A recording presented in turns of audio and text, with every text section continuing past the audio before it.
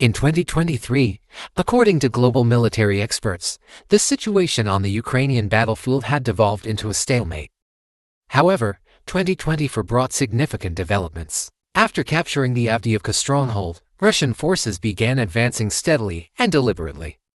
The deployment of heavy glide bombs, FABs, and ballistic missile launches from aircraft devastated defensive fortifications. Russian infantry, supported by formidable artillery and drones, breached and overwhelmed Ukrainian lines. Severe workforce shortages on the opposing side allowed Russia to accelerate across the front. Russia's diversionary actions on the northern Kharkiv front and the invasion of Ukraine's Kursk region further weakened Kyiv's defenses. High casualty rates, demotivated troops, and a lack of heavy equipment plunged Ukraine into a dangerous downward spiral of attrition, which is expected to intensify this year. Over the past 6 months, the main front lines in southeastern Ukraine have shifted dramatically. 6 key cities critical to military logistics have fallen under Russian control or are at imminent risk of capture. Velikonovoselka, currently, all major roads are under Russian control. The sole remaining supply route is through muddy fields in the northwest. Velikonovoselka, Ukraine's stronghold on the southern front, is likely to fall within the next 2 weeks. Avdiivka, once considered a solid fortress with strong defenses, it fell swiftly on October 1st. Previously, Avdiivka posed a significant challenge for Russian forces, who had repeatedly attempted and failed to breach it, suffering heavy casualties. This city, situated on elevated terrain approximately 100 meters above surrounding areas, also commands a crucial railway line connecting the Russian border to Crimea.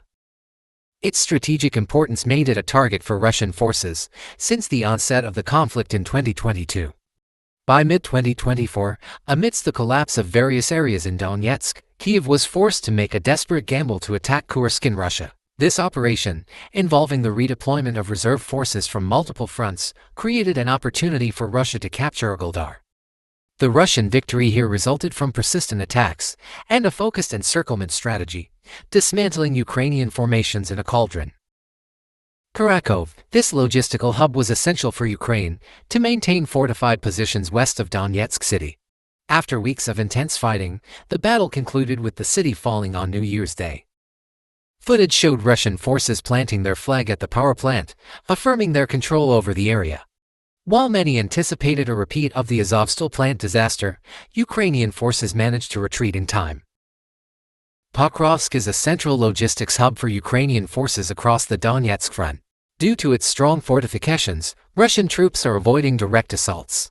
Instead, they attempt to encircle the city from the south and west. Once the railway and road links between Dnipro and Pokrovsk are severed, the town will be ripe for capture. Toretsk, this city has fallen, and Ukrainian forces suffered significant defeats on this front, with 135 surrounding villages now under Russian control. Chasiv Yar, since Avdiivka fell in February 2024, Russian forces have steadily advanced from village to village, seizing positions near Chasiv Yar. Located on hills that serve as natural defensive structures, Chasiv Yar is the highest point in the region, offering strategic advantages to whoever controls it. The town is split east by the Seversky Donets-Donbas Canal, creating a barrier between the Kanal district and the rest of the area. With the collapse of Toretsk and Chasiv Yar, Ukraine's strongest defenses in northeast Donetsk have been eliminated. Russian forces are expected to use this advantage to launch a pincer offensive westward toward the satellite city of Konstantinivka. Ukraine's only theoretical success this year was its incursion into Russia's Kursk region, but this operation has now turned into a disaster. Even pro-Ukrainian military experts have expressed concerns. This campaign has been highly costly in terms of workforce and equipment, yielding little impact in diverting Russian forces from the Eastern Front. To date, the initial scale of the incursion has halved. Sudza, the only Russian city currently under Ukrainian control, is expected to fall back into Russian hands, along with the remaining contested areas. Incoming U.S. President Donald Trump has promised to end the war in Ukraine quickly. However, achieving this would require the U.S. and Ukraine to concede to Russia's demands. The Kremlin remains cautiously optimistic, with demands including permanent and complete control over eastern territories and a permanent ban on Ukraine joining NATO. Trump reportedly considers a 20-year delay for Ukraine's NATO membership a compromise, though such a plan would likely be unacceptable to the Kremlin. Ukrainian analysts on the resident channel have summarized 2024 as the year of lost opportunities. The failed counteroffensive in 2023 led to reduced Western military aid, the resignation of General Zaluzhny, the Kursk misadventure, and resource depletion, which resulted in the collapse of the Donbas front. In 2024 alone, Ukraine suffered over 120,000 casualties, and the conscription age is expected to drop to 18 by 2025.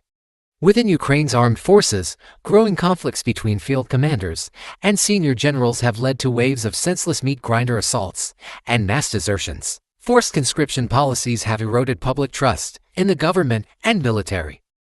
Most Ukrainians are more concerned about their wartime economy, which has unfortunately suffered an 8% real GDP decline and 30% real inflation. The budget deficit has reached record highs, forcing the government to cut social programs and raise taxes. Small and medium-sized businesses are shutting down en masse due to heavy tax burdens, while new loans from the IMF and the EU are creating enormous debt. Public debt has risen to a critical 130% of GDP. Meanwhile, Zelensky's approval rating has fallen to 14 to 16%. Public trust in the government has reached historic lows, with 70% of Ukrainians believing that the political elite acts in its interest rather than for the people. The prolonged war has destroyed critical infrastructure, and the lack of clear objectives has caused societal frustration. 52% of Ukrainians now support immediate negotiations with Russia, compared to only 27% last year. Ukraine is facing immense challenges. They have continuously lost territory since the summer, their army faces severe workforce shortages, and Russia has gained 6 times more territory in 2024 than in 2023. After a long period of vowing not to cede any territory to Russia, President Zelensky recently admitted that Ukraine's military lacks the strength to reclaim all occupied lands fully, and has suggested delaying that goal in exchange for NATO membership. The end of Ukraine's era as a transit hub for Russian gas to Europe. A historic era in Europe ended on the first day of 2025. Russian gas exports via pipelines through Ukraine ceased on New Year's Day, marking the conclusion of 5 decades of Russian dominance in the European energy market and the cheap gas that fueled Germany's economic growth. Despite nearly 3 years of war, gas had continued to flow. However, Russia's Gazprom announced that it halted supplies at 5 o'clock GMT after Ukraine refused to renew the transit agreement, as previously discussed in earlier reports. Waiters assessed that, unlike in 2022, the halt in Russian gas supplies is unlikely to impact EU market prices significantly, as Europe has adapted to the scarcity of Russian energy. Nonetheless, this assessment appears overly optimistic, as European gas prices have risen over the past year, and shutting down the pipeline at the start of 2025 will likely drive prices even higher. A few European countries that relied on Russian gas via Ukraine, such as Slovakia and Austria, have secured alternative and much more expensive supplies. Meanwhile, Hungary continues to receive Russian gas via the Turkstream pipeline under the Black Sea. However, Transnistria, a pro-Russian separatist region reliant on gas flowing through Ukraine, faces severe challenges following the cutoff. On January 1st, power outages left many without heating and hot water. The European Commission stated that the EU was prepared for this reduction. Since the war in Ukraine began, the EU has reduced its reliance on Russian energy by purchasing more expensive gas through pipelines from Norway and LNG shipments from Qatar and the US. Ukraine's energy minister, German Galushenko, declared, "We have stopped Russian gas transit. This is a historic event. Russia is losing its market and will suffer financial losses." While Ukrainian media has focused on Russia's losses from this decision, it is clear that all parties have incurred significant costs. Germany is the most visible casualty in Europe. Bloomberg wrote, "Russian cheap gas was the backbone of several European economies for nearly half a century. That era has ended. Europe will now face higher gas prices for a longer period." The ongoing collapse of Germany's economy vividly illustrates this reality. Remix News highlighted that Germany's economic crisis is driven by a lack of orders and high labor and energy costs, forcing companies to cut staff and delay hiring. The IFO Business Climate Index fell to 90.4 in December, down from 93.3 in November. Of course, Ukraine is also a loser in this scenario. According to Reuters, the country will lose up to $1 billion annually in transit fees from Russia. Ukraine will quadruple gas transportation tariffs for domestic consumers to offset this loss starting January 1st.